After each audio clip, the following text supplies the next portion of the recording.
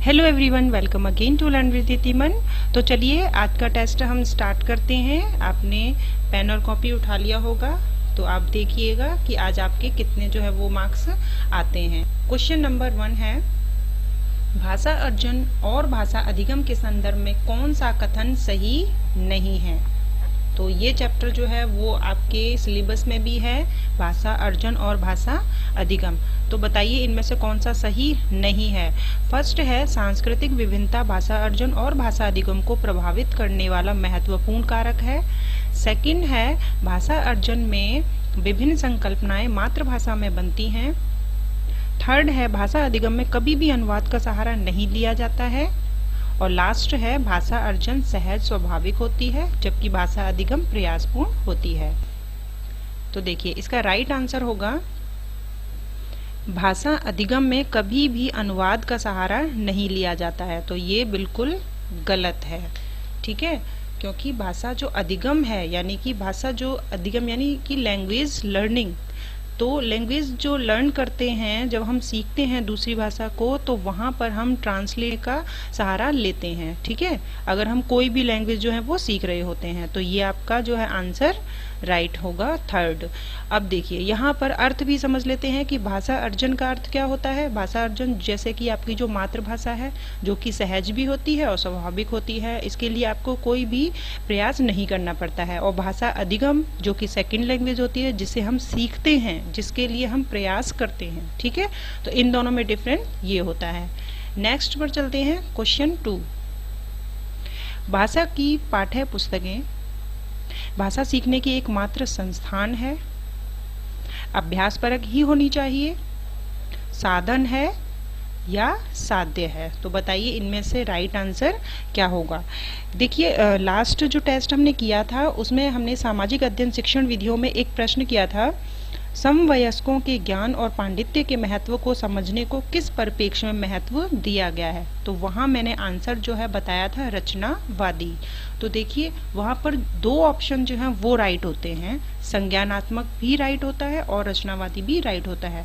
क्योंकि अगर हम समवयस्कों के ज्ञान यानी नॉलेज की बात करते हैं तो संज्ञानात्मक परिप्रेक्ष्य जो है उसको महत्व दिया जाता है, और पांडित्य यानी मास्टरी की बात करते हैं तो वहाँ हम रचनावादी को भी महत्व देते हैं। तो दोनों ही ऑप्शन सही थे वहाँ पर, और मैंने आपको केवल एक ऑप्शन जो है वो रचनावादी जो सही बताया था, ठीक है। तो इसको आप करेक्ट कर लीजिएगा। अब बताइए इनमें से जो राइट आंसर क्या होगा। भाषा की पाठ्य पुस्तकें,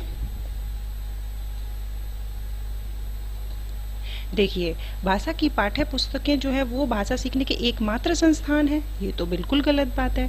अभ्यासपरक ही होनी चाहिए, ये भी गलत है। कुछ निपात वर्ड ऐसे होते हैं जो कि ऑप्शन में गलत कर देते हैं, ठीक है, जैसे कि एकमात्र, यहाँ पर ये गलत हो गया।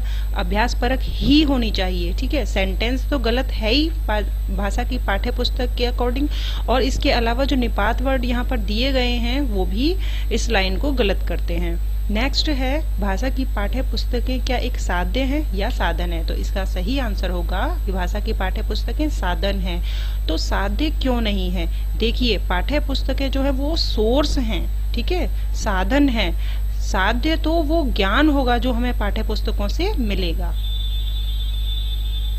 नेक्स्ट है, बच्चों की भाषा संबंधी क्रमिक प्रगति का लेखा जोखा रखना डैश से संभव है। ऑप्शन 1 देखिए पोर्टफोलियो, सेकंड है लिखित परीक्षा, थर्ड है उत्तर पुस्तिकाओं, और फोर्थ है मौखिक परीक्षा। अब आप लोगों ने इतने सारे टेस्ट कर लिए हैं, अब आपकी स्पीड जो है वो बढ़ जानी चाहिए। आपको फटाफट इनका आंसर जो है वो देखना है कौन सा आपका सही होगा। तो बच्चों की भाषा संबंधी क्रमिक प्रगति, आपने कीवर्ड पकड़ लिया है कि अगर हमें भाषा संबंधी क्रमिक प्रगति का लेखा जोखा रखना है तो इसका राइट आंसर होगा पोर्टफोलियो, क्योंकि इसका अर्थ ही यही होता है। पोर्टफोलियो का अर्थ होता है कि जब हम क्रमिक जो प्रोग्रेस है बच्चों की उसका लेखा जोखा रखते हैं। तो बाकी ऑप्शन पर हमें जाने की जरूरत ही नहीं है। नेक्स्ट है, भाषा अर्जन में महत्वपूर्ण है। तो भाषा अर्जन को हमने अभी समझा था। तो भाषा अर्जन में क्या महत्वपूर्ण है, भाषा के विभिन्न रूपों का प्रयोग, भाषा का व्याकरण, भाषा की पाठ्य पुस्तक या भाषा का शिक्षक। तो देखिए हमने अभी हाल में ही भाषा अर्जन को हमने अच्छे से समझा था कि भाषा अर्जन क्या होता है, जो कि सहज और स्वाभाविक होती है, जिसके लिए प्रयास नहीं करना पड़ता है। तो इसके लिए सबसे महत्वपूर्ण क्या होगा? भाषा की व्याकरण होगा क्या, पाठ्य पुस्तक होंगी या भाषा के शिक्षक होंगे? तो देखिए, भाषा अर्जन तो बच्चा जो है वो स्कूल में नहीं जाता है जब भी वो अर्जित कर लेता है। तो इसके लिए जरूरी है भाषा के विभिन्न रूपों का प्रयोग। ठीक है, तो बाकी 3 ऑप्शन जो है वो इसके नहीं होंगे।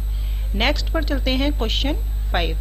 बहुभाषिक यानी कि बहुत सारी भाषाएं हैं एवं बहुसांस्कृतिक, बहुत सारी संस्कृति यानी कक्षा में है। बहुभाषिक एवं बहुसांस्कृतिक कक्षा में बच्चों की मातृभाषा को समुचित सम्मान या स्थान देते हुए मानक भाषा से भी परिचय कराना चाहिए।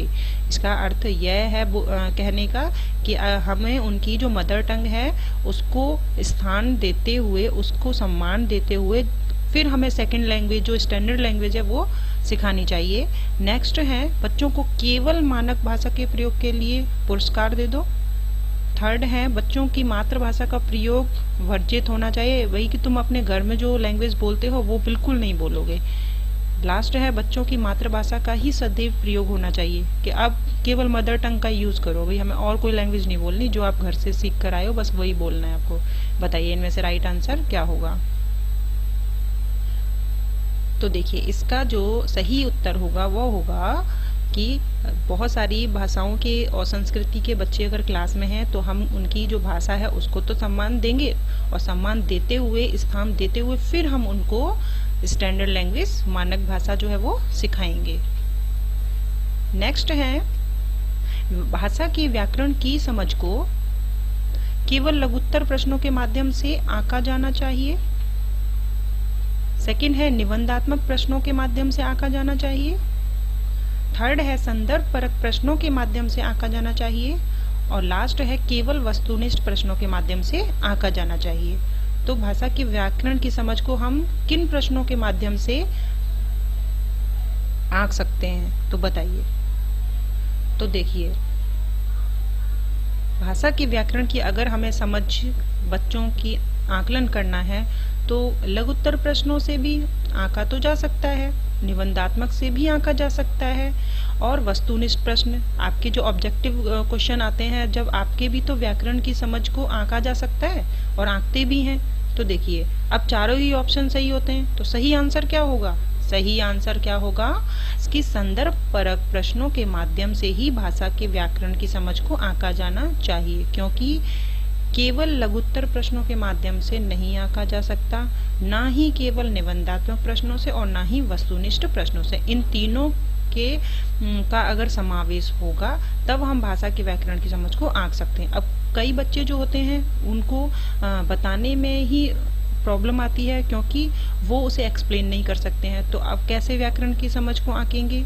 और कुछ बच्चे जो होते हैं वो एक्सप्लेन ज़्यादा करते हैं, तो वस्तुनिष्ठ प्रश्न वहाँ पर उनके लिए सहायक सिद्ध नहीं होते हैं। तो जो संदर्भ परक प्रश्न होंगे उनके माध्यम से हम भाषा के व्याकरण की समझ को आंक सकते हैं। नेक्स्ट है, पहले बच्चों के लिए लिपिबद्ध और उनसे जुड़ी ध्वनियाँ निरर्थक होती हैं, सार्थक होती हैं, मूर्त होती हैं या अमूर्त होती हैं। तो जो बिल्कुल छोटे बच्चे होते हैं तो उनके लिए अगर लिपिबद्ध या उनसे जुड़ी जो ध्वनियां हैं वो उनके लिए क्या होंगी? बिल्कुल निरर्थक ही होंगी। नेक्स्ट है, भाषा की कक्षा में बच्चे स्वाभाविक अभिव्यक्ति के लिए किसी भी प्रकार का रेखांकन कर सकते हैं। बिल्कुल कर सकते हैं। यह कथन गलत है, यह कथन सही हो सकता है, यह कथन सही है क्योंकि रेखांकन भी भाषा की तरह अभिव्यक्ति का एक साधन है, सोर्स है। लास्ट है, सही है क्योंकि भाषा की पुस्तक में भी चित्र होते हैं। तो बताइए इनमें से सही उत्तर क्या होगा? भाषा की कक्षा में अगर बच्चे स्वाभाविक अभिव्यक्ति करते हैं और उसका जो माध्यम है वो लेते हैं रेखांकन को, तो बताइए क्या ये सही होगा या गलत होगा? तो देखिए, फर्स्ट तो बिल्कुल नहीं होगा, भाई गलत कैसे हो सकता है? गलत तो नहीं हो सकता है। तो अब इन तीनों में से बताइए कौन सा होगा? इसका सही आंसर होगा कि सही है क्योंकि रेखांकन भी अंततः भाषा की तरह अभिव्यक्ति का साधन है। नेक्स्ट है सृजनात्मक का विकास करने में कौन सा सहायक नहीं है। नहीं पूछा है यहाँ पर, तो ध्यान से देखिए। कविता पूरी करना, इससे क्या क्रिएटिविटी का डेवलपमेंट हो रहा है। चित्र पर आधार मौखिक अथवा लिखित वर्णन करना। थर्ड है प्रश्नों के उत्तर लिखना या अधूरी कहानी को पूरा करना। तो बताइए इनमें से सही आंसर क्या है।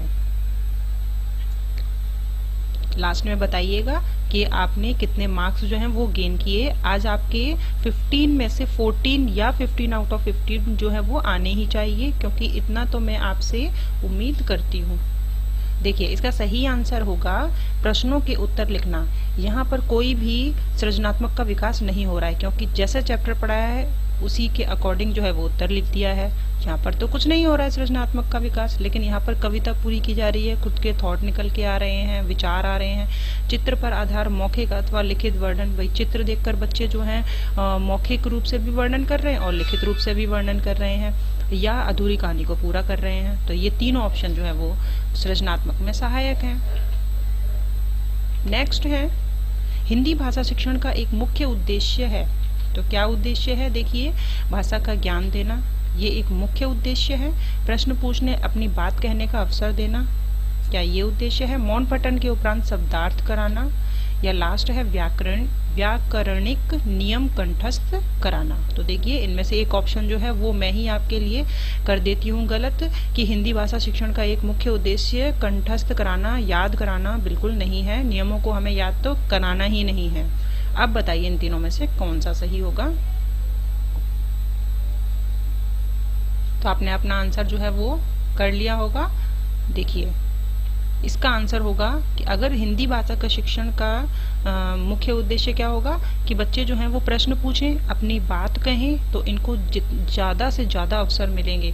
तो यही हिंदी भाषा शिक्षण का मुख्य उद्देश्य होता है। नेक्स्ट है पाठ्य पुस्तक में दिए गए अभ्यास कैसे होने चाहिए अभ्यास? जिनके उत्तर निश्चित हों, जो अनुमान और कल्पना पर आधारित हों, जो बहुविकल्पीय हों, जो व्याकरण पर आधारित हो। तो बताइए, आप चैप्टर पढ़ा आपने और चैप्टर के बाद जो है वो एक्सरसाइज देते हैं, तो उसमें कुछ प्रश्न होते हैं। तो पाठ्य पुस्तक में दिए गए अभ्यास जो हैं वो कैसे होने चाहिए? देखिए, जो पाठ्य पुस्तक में दिए गए अभ्यास हैं वो बहुविकल्पी हो। केवल बहुविकल्पी हो नहीं, वहाँ पर निबंधात्मक भी हो, लघु उत्तरात्मक प्रश्न भी हो, ऐसे अभ्यास कराया जाता है। जो व्याकरण पर ही आधारित हो, बिल्कुल भी नहीं। केवल ही, यहाँ पर केवल वर्ड ही आ गया, मतलब ही वर्ड जो है वो केवल से ही संबंधित है कि व्याकरण पर ही आधारित, बस व्याकरण होनी चाहिए, ये भी गलत हो गया। ठीक है, जो अनुमान और कल्पना पर आधारित। अब आपको इसमें और फर्स्ट में ये कंफ्यूजन हो रहा होगा। देखिए, हम यहाँ पर पाठ्य पुस्तक में जो दिए गए अभ्यास हैं उसकी बात कर रहे हैं। इसका सही आंसर होगा कि उनके उत्तर निश्चित हो, जो बच्चे ने चैप्टर पढ़ा है उसी के अकॉर्डिंग जो है वो उनके प्रश्न होने चाहिए और प्रश्नों के उत्तर भी उसी के अकॉर्डिंग होने चाहिए। यहाँ पर अनुमान नहीं लगाना है, ना ही कल्पना पर आधारित हो। ठीक है, लेकिन अगर उन्हें एक्स्ट्रा एक्टिविटी दी जाती है, जब वहाँ पर हम ये कह सकते हैं कि जो अभ्यास के प्रश्न के अलावा जो एक्टिविटी दी जाती है वो अनुमान और कल्पना पर आधारित हो सकते हैं। प्राय बच्चे या बच्चियां विद्यालय में स्वयं को अभिव्यक्त करने में संकोच करते हैं। क्यों करते हैं संकोच? तो देखिए, वे भाषा नहीं जानते हैं इसलिए उनको संकोच होता है, उन्हें अभिव्यक्ति का ज्ञान ही नहीं होता है। थर्ड है, वे जिस भाषा में सहज अभिव्यक्ति कर सकते हैं वह प्राय विद्यालयों में स्वीकृत नहीं होती है। या लास्ट है, शिक्षक शिक्षिका व बाकी साथी उनका मजाक उड़ाते हैं। तो बताइए इनका आंसर क्या होगा। सबसे पहले क्वेश्चन को अगर आप सॉल्व करते हैं इस टाइप के, तो सबसे पहले आपको ये दिमाग में रखना है कि बच्चों को हमें बिल्कुल भी गलत नहीं बोलना है। तो देखिए, आपने इसका आंसर सोचा होगा कि क्या होगा। चलिए अब मैं आपको बताती हूँ इसका सही उत्तर।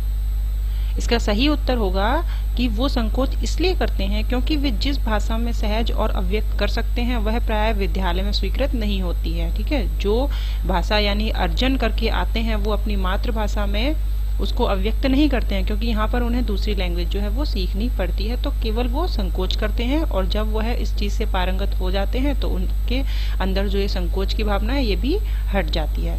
तो देखिए फर्स्ट ऑप्शन, देखिए वे भाषा ही नहीं जानते, ये तो गलत बात है। कुछ ना कुछ तो होता है, वो कोरिलेट तो नहीं होते हैं, उन्हें अव्यक्ति का ज्ञान ही नहीं होता। बिल्कुल होता है। अगर उन्हें अव्यक्ति का ज्ञान नहीं होता, क्या वो घर पर अपने भाव जो हैं वो अभिव्यक्त नहीं करते होंगे, अपने दोस्तों के सामने नहीं करते होंगे? तो ये तो गलत हो गया। लास्ट देखिए, शिक्षक और शिक्षिका व बाकी साथी उनका मजाक उड़ाते हैं। जी नहीं, ऐसा भी नहीं होता है। भाषा की पाठ्य पुस्तक का निर्माण करते समय सबसे कम महत्वपूर्ण बिंदु है। यहाँ पर क्या पूछा है? महत्वपूर्ण नहीं पूछा, यहाँ पूछा है सबसे कम महत्वपूर्ण क्या है। फर्स्ट है भाषा की विभिन्न छटाएं, अभ्यासों में वैविध्य यानी विभिन्नता, पाठों की संख्या या विषय वस्तु में वैविध्य। तो बताइए, पाठ्य पुस्तक का निर्माण करना है तो सबसे कम महत्वपूर्ण क्या होगा? ये सभी इम्पोर्टेंट होगा भाई। पाठ्य पुस्तक का निर्माण करते समय भाषा की विभिन्न छटाएं भी होनी चाहिए, अभ्यासों में वैविध्य भी होना चाहिए, पाठों की संख्या भी होनी चाहिए और विषय वस्तु में वैविध्य भी होना चाहिए। लेकिन सबसे कम महत्वपूर्ण क्या होगा ये बताना है। तो देखिए, इसका सही आंसर होगा पाठों की संख्या। पाठों की संख्या जो है वह डिपेंड नहीं करती है पाठ्य पुस्तक का निर्माण करते समय। तो वहाँ भाषा की विभिन्न छटाएं होनी चाहिए, अभ्यासों में वैविध्य होना चाहिए, विषय वस्तु में भी वैविध्य होना चाहिए, लेकिन पाठों की संख्या जो है वो इतना ज़्यादा इम्पोर्टेंट नहीं रखती है। क्वेश्चन 14 है, एक से अधिक भाषाओं का प्रयोग किसी भी एक भाषा में निपुणता में बाधक है। सेकंड, कक्षाई जटिलताओं को बढ़ाता है। थर्ड है, शिक्षकों के लिए गहन समस्या है। फोर्थ है, संज्ञात्मक विकास में सहायक है। अब एक बालक है, उसको एक से ज़्यादा अधिक लैंग्वेज जो है वो आती हैं, तो बताइए इन चारों में से कौन सा सही होगा? तो इसका सही आंसर होगा कि इससे क्या होगा, संज्ञात्मक विकास में वो सहायक होगा। अगर उसको एक से अधिक लैंग्वेज आती है तो ये अच्छी बात है, गलत बात नहीं है। चलिए, आज का अंतिम प्रश्न है, हिंदी भाषा का मूल्यांकन करते समय आप सबसे ज्यादा किसे महत्व देंगे? व्याकरण नियमों को महत्व देंगे, सीखने की क्षमता का आकलन, काव्य सौंदर्य या निबंध लिखने की योग्यता? तो सबसे ज्यादा इम्पोर्टेंस जो है वो किसको देंगे आप जब आप मूल्यांकन करते हैं हिंदी भाषा का?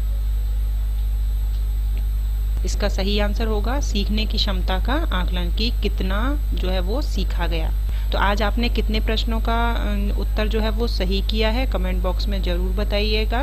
तो इससे मुझे भी पता लगता है कि आप लोग जो है वो कितने ध्यान से मेरे शब्दों को सुनते हैं, उससे आप क्या बहुत सारे प्रश्नों को हल भी कर पाते हैं। तो इसी तरीके से हम टेस्ट करते रहेंगे। मिलते हैं नेक्स्ट वीडियो में। Thank you.